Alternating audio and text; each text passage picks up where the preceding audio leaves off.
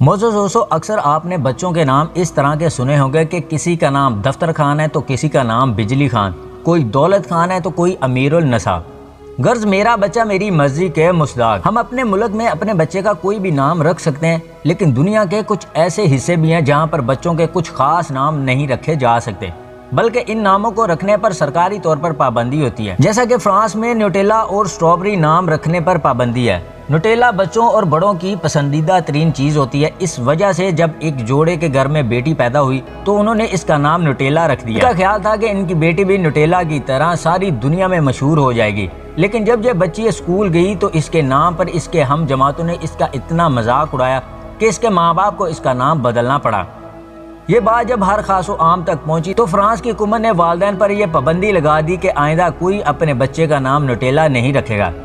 اسی طرح ایک اور جوڑے نے اپنے بچے کا نام فریز رکھا۔ فرینچ زبان میں فریز اسٹرابری کو کہتے ہیں، لیکن فرینچ زبان میں فریز سے ملتا جلتا ایک اسی لفظ میں بھی موجود ہے جو کہ گالی کے طور پر استعمال ہوتا ہے۔ اسی وجہ سے اس بچی کو جب بھی کوئی پکارتا تو یہی محسوس ہوتا کہ گالی دے رہے ہیں۔ اس وجہ سے اس بچی کے والدین کو بھی نام تبدیل کرنا پڑا، جس کے بعد اس نام پر بھی پابندی لگ گئی۔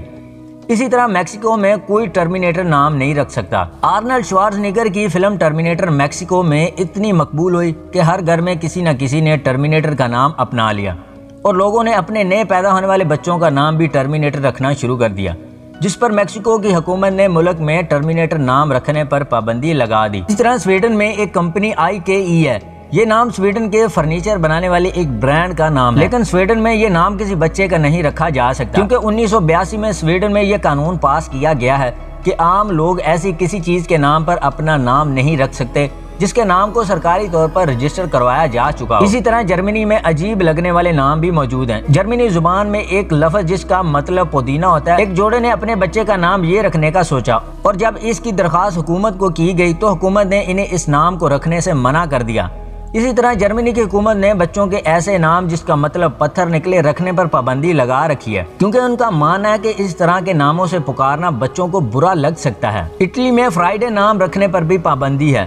ہمارے ارد گرد جمعہ کے نام سے بہت سارے افراد نظر آتے ہیں، لیکن اٹلی میں اس نام کو رکھنے پر سختی سے پابندی ہے، اور کوئی جوڑا بھی اپنے پیدا ہونے والے بچے کا نام فرائیڈے نہیں رکھ سکتا۔ دوستو، ویڈیو پسند آئے تو اسے لائک اور شیئر ضرور کیجیے گا، اور مزید اچھی ویڈیوز حاصل کرنے کے لیے ہمارے چینل کو سبسکرائب کر لیں۔